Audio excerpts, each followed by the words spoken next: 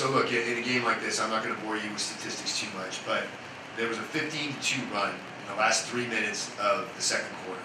And that was the difference in the game. 3 minutes. And so what we talked about with our teams, and I'll give you the other stat.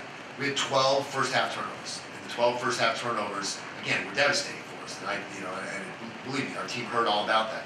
We only turned it over 3 times in the second half.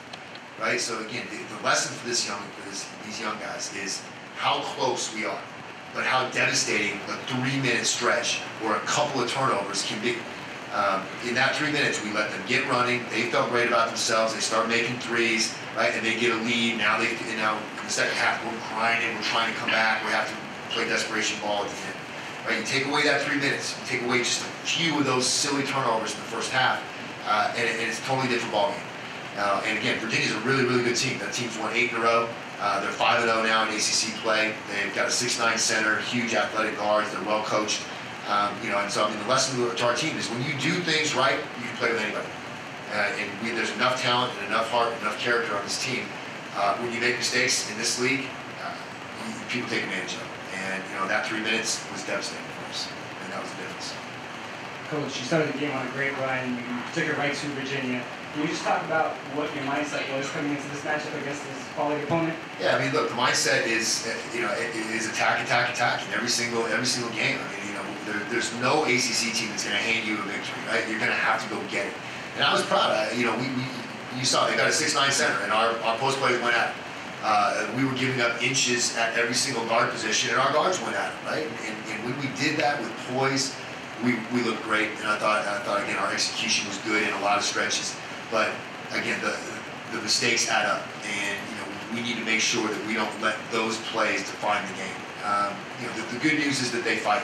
They don't give up. They listen. They stick together. They'll stick to the game plan. When we make an adjustment, they'll go ahead and do it. And again, this team's growing in a lot of ways, but there's no margin for error in the ACC. And again, we don't want it any other way. I certainly don't want weaker competition. We just need to be able to step up and be able to finish these games. You talk a little bit about the second half. It seemed like you definitely outplayed Virginia, but how can you translate that to the first half and keep it, like you mentioned, consistent? Look, we see it every day in practice. Listen, it's a great question. And if I could answer that one, if I could figure out how to get consistency in terms of execution, focus, effort, the good news is it's a great group. I'm telling you, I can't wait for practice tomorrow. I love going to the gym with these guys. They drive me nuts at times. You saw we were throwing the ball around the gym, in a large stretch of that first half, when we could have gotten ourselves a lead instead of being down double digits. That was a team that was they're very, very good, but everybody's beatable. Everybody's beatable. Nobody that we play is just too good for us to beat. And so I just need those lessons to sink into them so that their execution in practice tomorrow gets even tighter and even more consistent.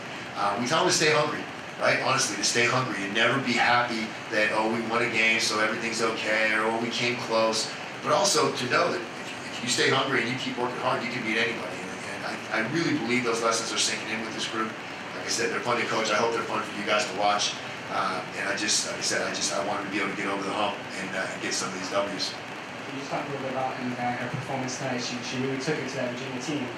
Yeah, so Emma heard a lot this week about the 6 minutes that I got to play her with her 4 fouls in the North Carolina game. Luckily, her teammates stepped up. But look, we need Emma. Emma's a heart and soul kind of kid. She's a rough and tumble inside kid who's willing to bang the boards. She can score inside, and you saw her. She went right at 6'9" today with no fear and had really, really good success. And I thought she did a really nice job defensively. She allows Georgia Pinot to play on the perimeter a little bit more. We have a nice little inside-outside game. So yeah, I'm proud of her. She just needs to be disciplined enough that she doesn't foul at inopportune times, and that she's able to use that effort and play smart. And again, when she does that, she really helps us. Coach, it felt like out there the pace of play was a lot quicker, especially in the second half. Your team coming away with a few different times good fast break opportunities, but not really amounting into points you guys having to reset and whatnot. Is that a mindset going forward that you want to go for the best shot and not the quickest shot? No, we love transition. We got to get better at it. There's no question. I think you make a very astute observation. Is that we got consecutive stops A lot of times when you get a stop, that means you're getting a board or you're getting a steal, and we're getting out. And again, you can see this team running the lanes. You can see the opportunities. We're still a little tentative and hesitant at times of just being able to cross over, get in the middle of the floor, get in the paint, pitch to shooters. And again, I really think that's a product of youth. There's been some stretches where I think our transition game is excellent.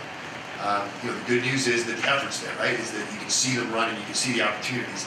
But I can take that same concept and I can tell you that in the half court against that trapping zone that we saw in the first half, there was about 1 million opportunities there too.